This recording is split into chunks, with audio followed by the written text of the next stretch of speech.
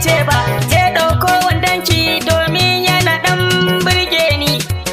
Dakata na ɗauko maka wannan wandon domin yana burge ka wannan wandon. Na shiga ta matsu da wannan wando domin ya burge ka ɗan ƙanina. Kin ga yadda wandon nan ya maki kyau, matar yaya na ki sa wando mai kyau, ki shiga ɗaki mi wasa ɓuya, ra'ayinmu ya ce mu ɗan shakata. Kar mu shiga ɗaki yayanka ya zo, ka san in ya zo sai ya fasa makundu. Zuciya gare shi ba shi da tausayi, ni Zainabu Abu ka ɗan dakata.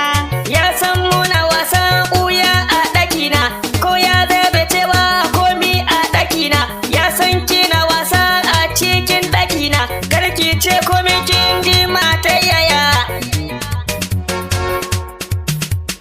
Assalamu alaikum ba kowa anan, na shiga da gajiya ban tabar nan, wai mi kika je ɗauka a ɗakin shi, Caza na je ɗauka zan yi caji ne, wai ina caza da niso maki ne. ta lalace ne ba ta yi ne. Haba masoyina ga tabar manan, ɗan zauna mu yi wasan soyayya. Wai kai a cikin ɗakin kake ƙanena, dole in ci ubanka ƙanena. Wai mai gida kana zargin mu ne, haba mai gida ka daina zargin mu.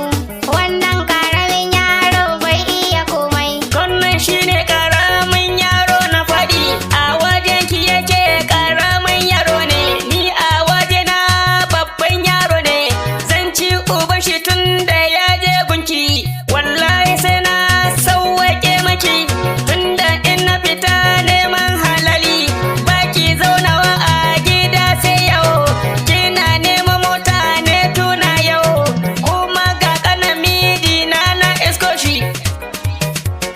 In ya sake ki ni zan aure ki, domin ba ma ba san ki yake ba, ni ƙanan miji ina san ki ne, domin in ya sake ki zan aure ki, je gidanku na ɗan sauwaƙe maki, tunda baki jin magana ta ki gane,